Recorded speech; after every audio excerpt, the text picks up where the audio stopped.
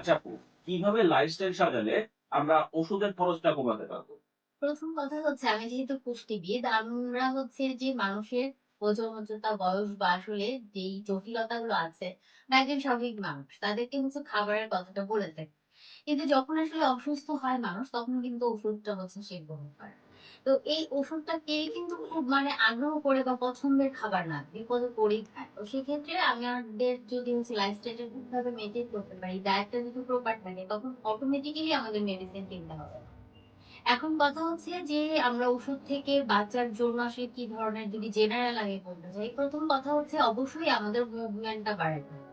Active থাকতে হবে। দেখবেন যারা হচ্ছে বেশি বসে থাকে বা হচ্ছে কর্পোরেট লাইফে হচ্ছে একেবারে বসে ডেস্ক জব করে, তাদের মধ্যে দেখা যায় যে নানা ধরনের জটিলতা হতে থাকে। যেরকম হচ্ছে এনসিডিস গুলো, ডায়াবেটিস, হাইপারটেনশন এর মতো যে সমস্যাগুলো সেগুলো দেখা যায়।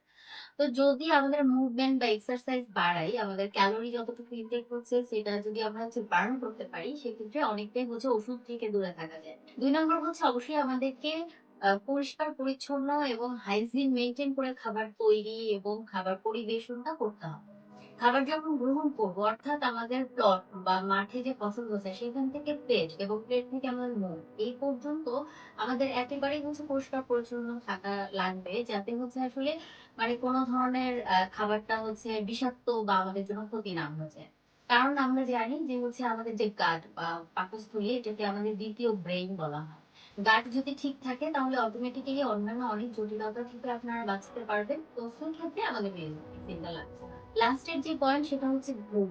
এখনকার যারা আছে তারা আসলে হচ্ছে সোশ্যাল মিডিয়া কিংবা হচ্ছে অন্যান্য হচ্ছে অকারণেই হয়তো তারা রাত জাগে। দিনের পর দিন এটা আসলে প্র্যাকটিস করতে, করতে ঘুমের যে মেলাটোনিন হরমোনটা আছে সেটার সিক্রেট হচ্ছে কিন্তু আমরা তাকে সম্মান না করে ঘুমাচ্ছি।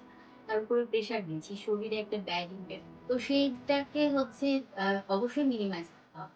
আপনি যদি হচ্ছে দিনে ৬ থেকে ৮ ঘন্টা প্রাপ্তবয়স্কদের ঘুমানোর কথা বলা হয়, সেক্ষেত্রে অবশ্যই হচ্ছে যেকোনো ৮ ঘন্টা না। আমাদের একটা পারফেক্ট রাতের টাইমে ঘুমাতে হবে।